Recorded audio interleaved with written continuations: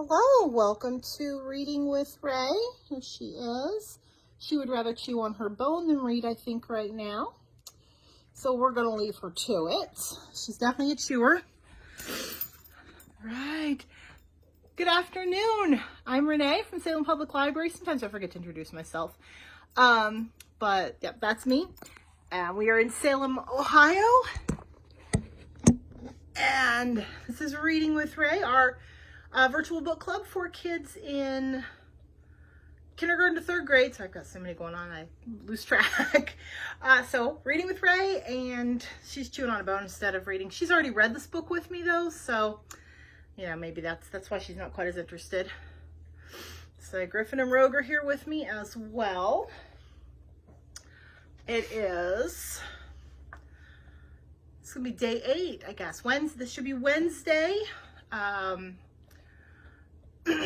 So midweek, though I'm not even sure on weeks anymore, as I'm sure a lot of you are as well. We are reading Inspector Flytrap, Book 2, The President's Mane is Missing, by Tom Engelberger and CC Bell. Big thanks to Tom and CC for allowing us to share their work like this, as well as to Abrams Publishers for letting us share it. This book is available on Hoopla, so if you've got a library card, and if you don't, can't get a hold of us, we'll get you hooked up. If you've got a library card, you can download a copy of this to read along with us, and I highly recommend doing it. This book's got some great comics, and I can try to show you guys the pictures, but it just doesn't work as well as if you can actually see it on your computer or tablet or phone, however you want to see it. The digital platform gives you lots of different options. Just download the Hoopla app and follow the directions. If that doesn't work for you, you need some help, Kathy has posted a video on our Facebook on how to use it. She's also available for tech help if that video doesn't clear things up for you. So you can get a hold of us if you need help. So the library is closed, but we're all, most of our staff is still we're working. We're trying to provide you guys some content. We're here to answer questions. So please get a hold of us if you need something. The only thing we cannot get you books right now other than digital ones. So we're going to get started here. Yesterday, where we left off, the president had called Flytrap, and what did he call him this time? Claptrap. Poor Flytrap. The president just can't get his name right. He had called him because he said there was a thrilling national emergency because there was a fly buzzing around. Well, Flytrap did not think that was much of an emergency, so he hung up on him because he's got a date with Wanda, and flies really, they're just a snack for him. They're not a big deal. So we're going to find out more about this thrilling national emergency with a fly. Chapter 9. My phone rang. "How dare you hang up on the President of the United States?" shouted an angry voice. "Who is this?" "This is the President's mom. You've made him cry." "I'm sorry." "He's so upset his mane is falling out." "I'm sorry. If you put him on the phone, I'll apologize." The president got back on the phone. "Mr. President, I'm very sorry." "Thank you, Claptrap. I accept your apology. My name is..." "Now, if you'll close your big leafy mouth for a minute, I've got something to tell you about this fly." "Okay," I said. "Are you sitting down?" "I'm a plant," I said. "I don't sit down." "Then how do you..." "Oh, never mind. Here's what I forgot to tell you. The pesky fly is 400 feet tall." "What?" I shrieked. "Yes, it's an alien space fly from another planet, and it's buzzing around the city and scaring everyone." "You mean it's a..." "Yes, it's a Venus fly," shouted the president. "And since you're a Venus flytrap, you're our only hope." "Sir, it will be an honor to serve my country and solve this thrilling..." "Just get rid of the fly!" And he hung up. 400-foot fly? That's kind of scary. Chapter 10. "Nina, we got to go. There's a thrilling national emergency. A 400-foot tall Venus fly is attacking the city." "Big deal."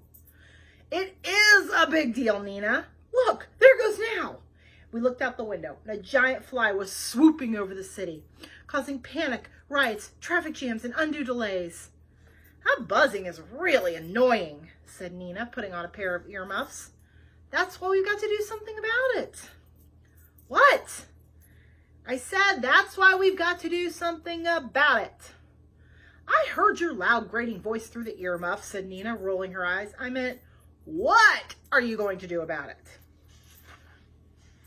I started, but I didn't know what to say next. What could we do about a 400-tall fly? I know everything about normal-sized flies, but nothing about giant ones. I needed information. Nina, hand me volume F of the Encyclopedia so I can look up flies. Ate it. Nina, how could you? Okay, hand me volume G so I can look up giant flies. Ate it. Nina, those were expensive. How about volume V for Venus flies? What do you guys think? Ate it. I for insects? Ate it. B for bugs? Ate it. M for Musca domestica, the scientific name of the housefly. Drank it. Drank it? How could you drink a volume of the encyclopedia? Book smoothie. There's Nina, drinking her book smoothie.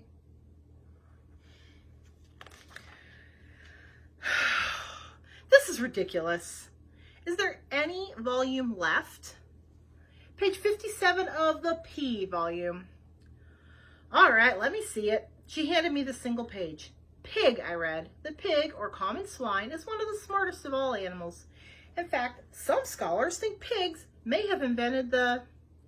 Nina ate page 57. I murmured thoughtfully. If pigs are so smart, maybe I should ask some pigs for information about this giant fly disaster.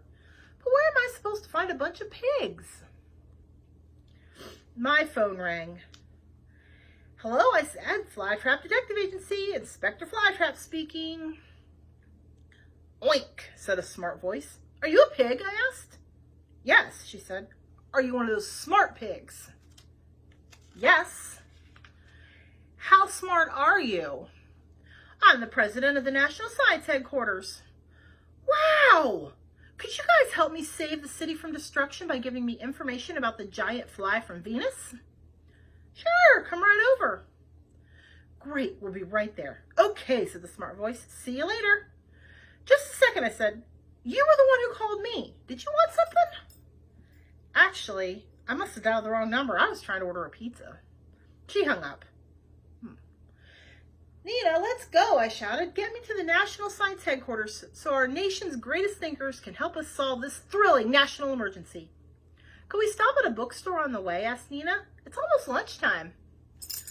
Nina, quit eating the books.